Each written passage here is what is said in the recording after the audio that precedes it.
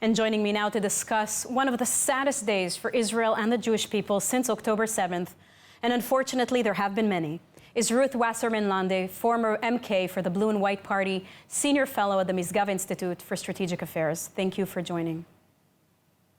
Very welcome. Thank you for having me. Ruth, it's the first time that bodies are returned in an exchange deal. What do you think is the impact of these tragic images on the Israeli public, especially the families of other hostages still in captivity?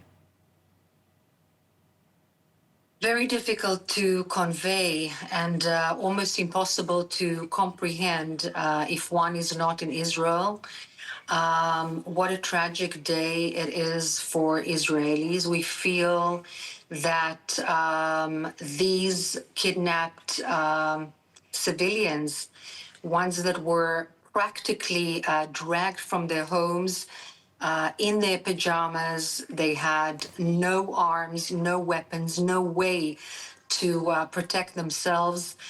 Could have been any of us, could have been any of our children, and we feel as if they are our families. Each and every one of us has been really accompanying each of them in those 500 and above days in captivity.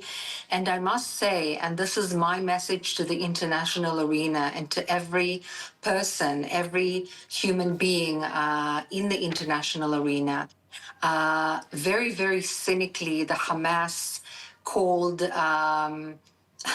the children, the red-headed children, that there are very few people in the world that haven't gotten to know them because of the pictures, because of the newsreels about them after what had happened on October 7th. And it's absolutely unbelievable that the Hamas had referred to them perhaps a day or two ago as prisoners. And I ask you, anybody who's listening, a 7th, 9th, 12-month-old baby, whether it's 7 months, whether it's 9 months, whether it's 12 months, and his older brother, what kind of prisoners are we talking about? I mean, whom are we kidding? Absolutely, and Hamas has continued to spread misinformation and manipulate hostage negotiations. The images just from this morning of their ceremony, handing off the bodies with the Red Cross coming on and signing, and so many Gazans and young children there to watch. What do we learn about them from this? I saw all these young children and it felt like indoctrination at its best.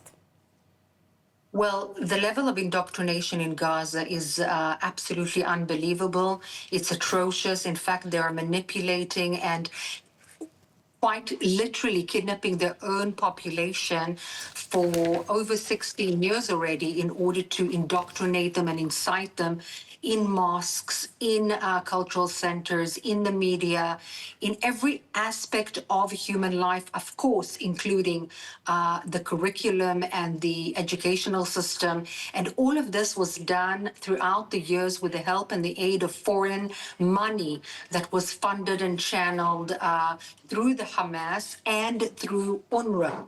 And this is unbelievable because these kids that are watching this absolutely preposterous theater of manipulation and cynicism, they're learning to kill, they're learning to murder babies, they're learning to really abuse human lives. And I cannot but wonder who in their right mind can justify any of this horrific human behavior.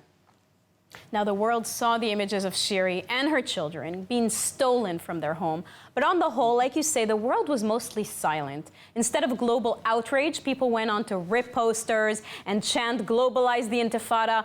I personally am deeply disappointed in the international community. How was it okay to kidnap babies to begin with? Where was the outrage? What are your thoughts about this? Where's the moral compass here of the world, of the international community?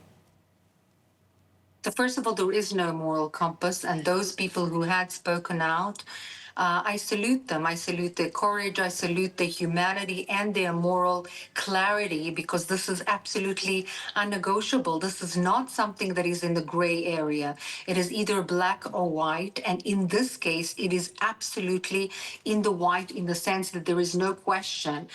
Kidnapping people and stealing them from their homes when they're civilians, abusing them. And we all know that the conditions that the Hamas and the Islamic Jihad held captives in Gaza and still hold captives in Gaza are inhumane. It is absolutely unbelievable that they are trying now to influence public opinion by trying to convince them that this was somehow otherwise.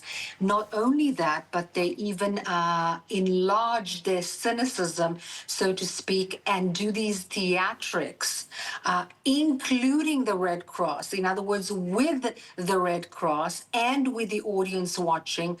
And when I look at the international arena and I wonder, where is the moral compass, as you had asked, of the majority of the viewers and the people? How on earth do they manage to justify this kind of behavior? How in their minds do they manage? And it's incomprehensible to me. Thank you very much for this input, Ruth. Thank you. Thank you.